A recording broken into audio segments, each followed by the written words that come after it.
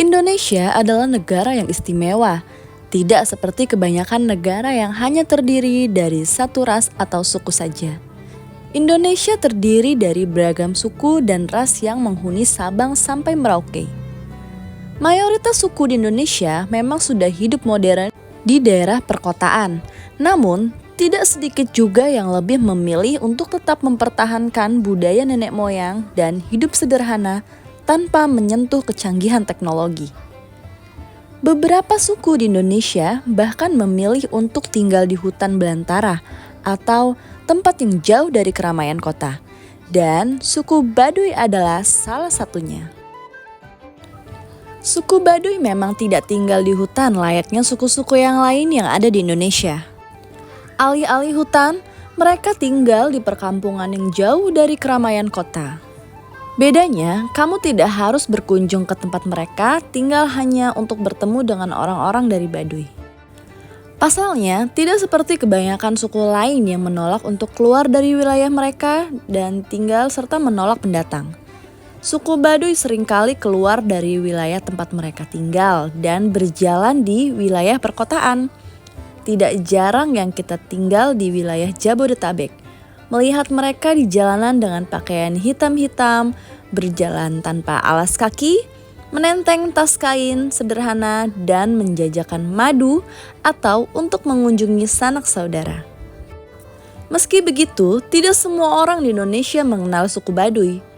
Banyak orang yang tinggal di luar daerah Jabodetabek atau Pulau Jawa mungkin asing dengan suku satu ini. Kalau kamu salah satunya, yuk mari kenalan dengan suku Indonesia yang satu ini.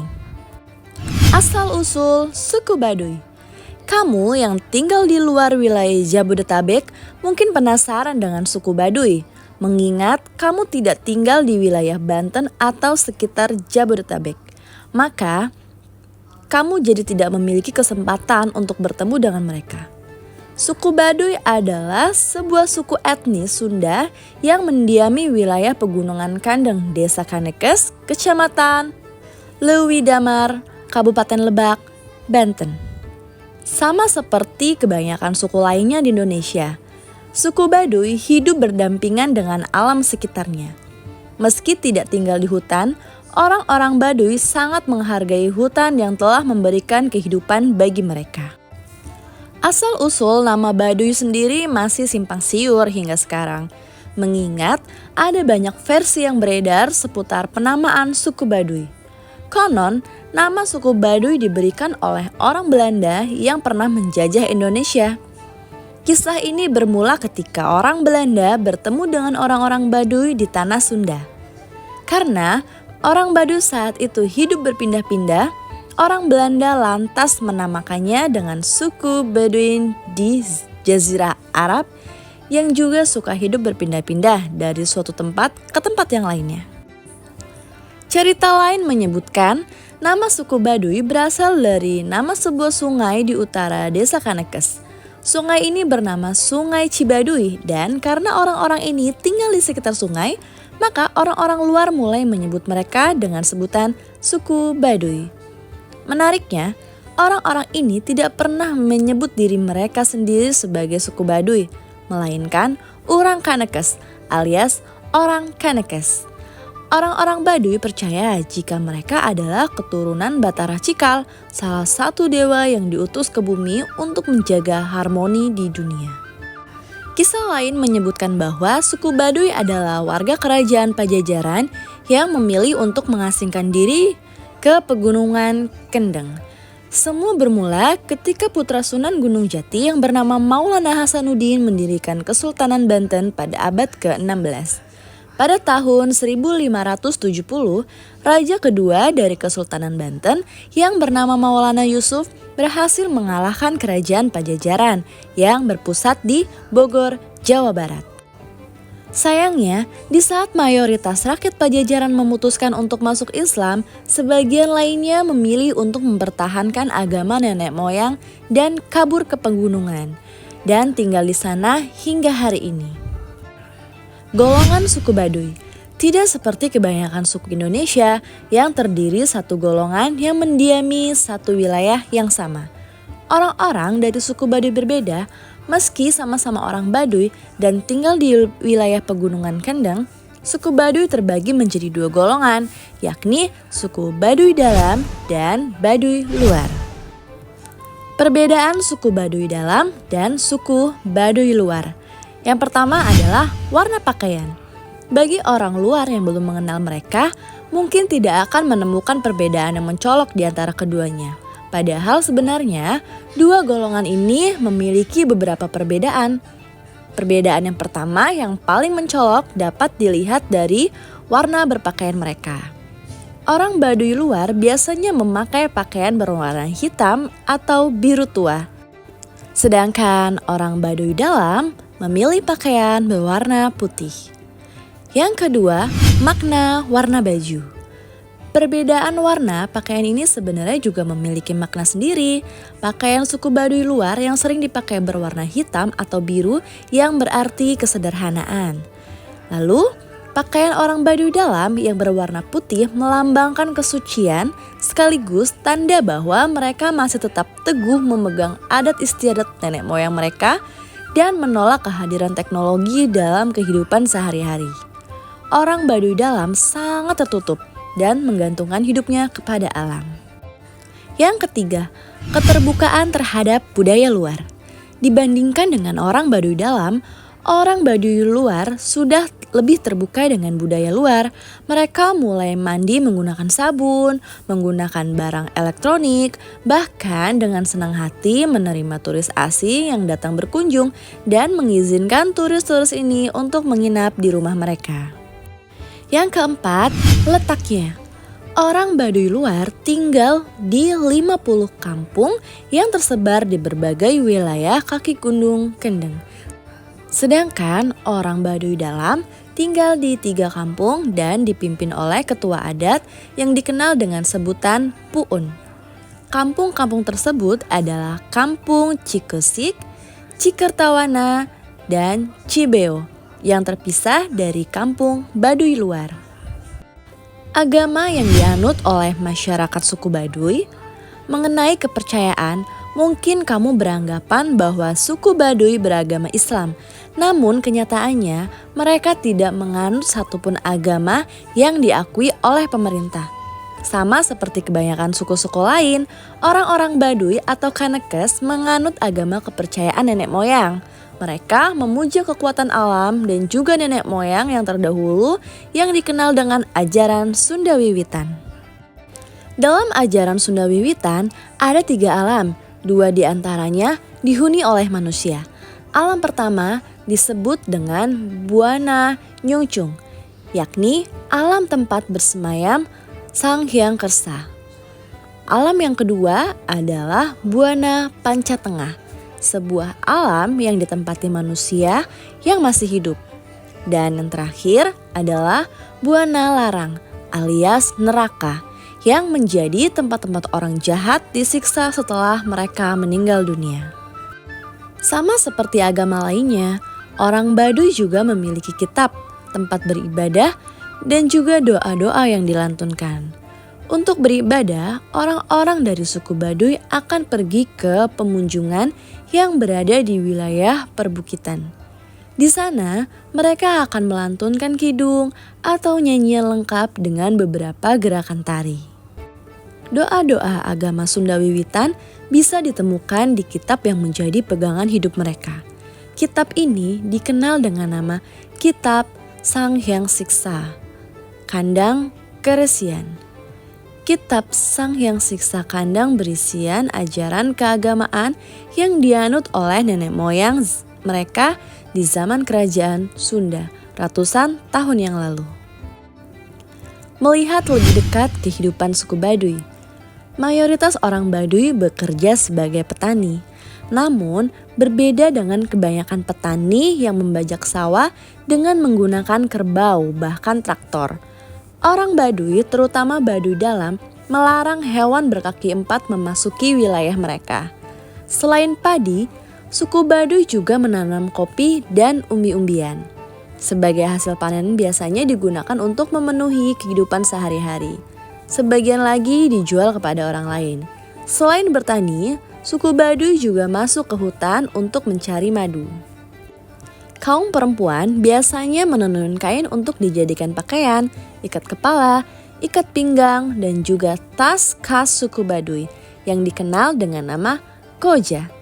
Selain digunakan untuk perjalanan jauh, koja juga dijual kepada wisatawan yang datang berkunjung. Berbeda dengan mayoritas orang-orang yang tinggal di perkotaan, yang tidak peduli bahkan berani merusak alam.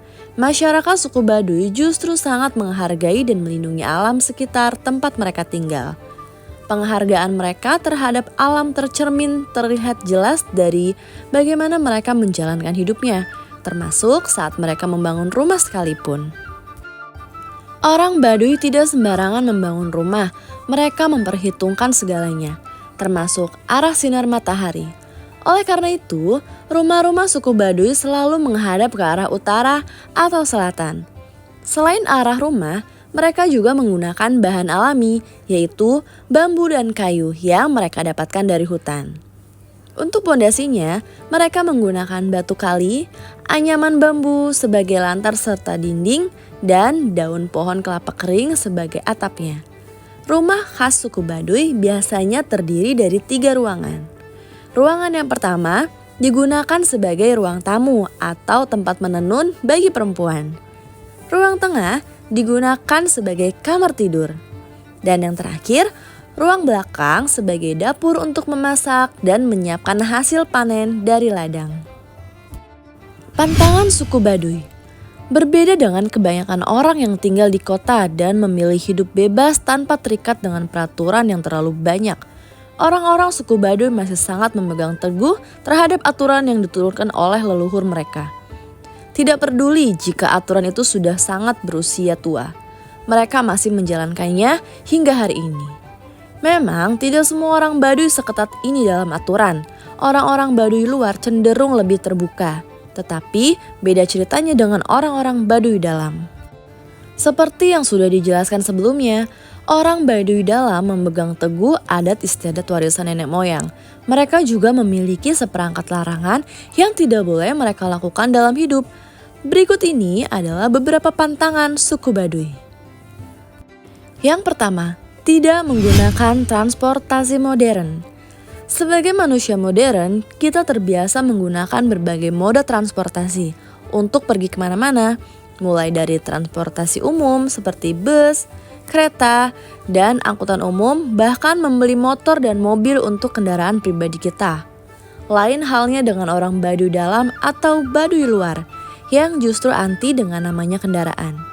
Di desa mereka, tidak ada orang Baduy yang memiliki kendaraan dan tidak boleh ada kendaraan yang masuk. Sebagai gantinya, mereka mengandalkan kedua kakinya untuk pergi kemana-mana. Hal ini juga berlaku ketika orang Baduy berpergian keluar wilayah mereka. Kalau kamu pernah bertemu orang Baduy, mereka selalu terlihat sedang berjalan kaki menuju suatu tempat. Yang kedua, tidak menggunakan alas kaki. Selain dilarang menggunakan kendaraan, orang Baduy juga dilarang menggunakan alas kaki, baik itu sendal maupun sepatu. Lagi-lagi, aturan ini tetap berlaku meski mereka pergi keluar dari wilayah tempat tinggalnya. Bayangkan, berjalan kaki kemana-mana saja sudah melelahkan, ditambah lagi tanpa alas kaki. Jika melakukan apa yang orang Baduy lakukan, maka kaki kita bisa melepuh karena akan sulit menahan panasnya jalanan. Yang ketiga, pintu rumah harus menghadap utara atau selatan. Seperti yang sudah dibahas sebelumnya, orang-orang Baduy sangat hati-hati dalam menjalani berbagai aktivitas, apalagi jika aktivitas itu berhubungan dengan alam. Selain menggunakan semua bahan dari alam, suku Baduy juga selalu membangun rumahnya menghadap ke utara atau selatan. Hal ini dilakukan agar rumah mereka tetap sepenuhnya terkena sinar matahari. Yang keempat, dilarang menggunakan barang elektronik. Sebagai manusia modern, kita jelas tidak bisa hidup tanpa barang elektronik. Bukan hanya barang elektronik seperti televisi atau kipas angin, kita bahkan tidak bisa menjauh dari smartphone kita. Satu hari tanpa smartphone akan terasa seperti satu abad karena merasa betapa pentingnya itu smartphone. Beberapa orang bahkan sampai rela putar balik jika smartphone-nya ketinggalan di rumah. Orang-orang Baduy justru sebaliknya, sejak kecil mereka tidak pernah berkenalan dengan yang namanya barang elektronik. Jangankan memiliki kipas angin atau televisi di rumah, mayoritas orang Baduy juga tidak menggunakan smartphone.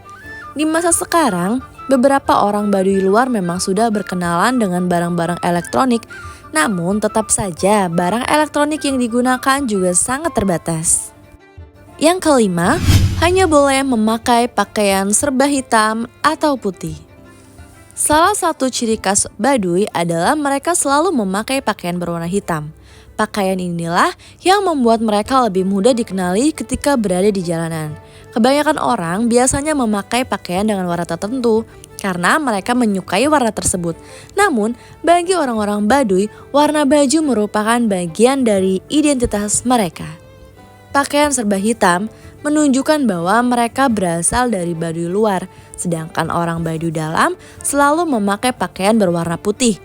Dibandingkan orang Baduy luar yang sering berpergian, orang Baduy dalam tidak pernah menggunakan teknologi dalam kehidupannya dan tidak pernah pergi keluar meninggalkan desa mereka. Yang keenam, dilarang memakai pakaian modern. Tren pakaian menjadi salah satu tren yang paling cepat berganti. Setiap bulan ada saja tren pakaian yang baru untuk menarik dicoba. Orang-orang yang tinggal di kota biasanya mudah sekali terpengaruh dengan berbagai jenis pakaian yang sedang hit saat ini. Namun, sekeren apapun tren pakaian yang sedang populer saat ini, orang Baduy tidak akan pernah tertarik untuk menggunakannya. Hal ini karena sejak kecil mereka memang dibiasakan untuk memakai pakaian berwarna hitam atau putih yang dijahit secara manual. Begitu juga semua orang yang tinggal di kampung mereka. Bagi kita yang terbiasa hidup di kota, memakai pakaian serba hitam atau serba putih setiap hari mungkin akan terlihat sangat membosankan.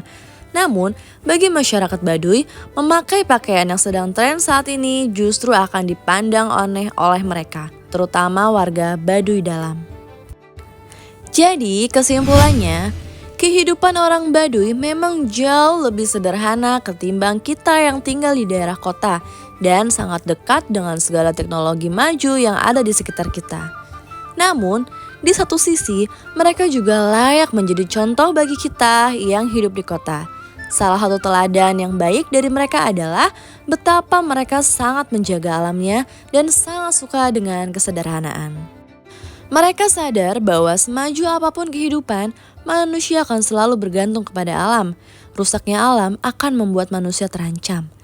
Kita yang tinggal di kota, sudahkah menyadari akan hal itu? Bukannya menjaga, kebanyakan orang justru dengan sengaja merusak alam hanya demi kepentingan sendiri. Padahal, jika alam rusak, manusia juga yang akan rugi. Semoga informasi ini bermanfaat untuk teman-teman semua, dan apabila ada kesalahan penyampaian atau tulisan, mohon dimaafkan yang sebesar-besarnya. Dan jangan lupa untuk subscribe channel ini dan bunyikan loncengnya supaya tidak ketinggalan informasi-informasi menarik lainnya. Terima kasih. Assalamualaikum warahmatullahi wabarakatuh.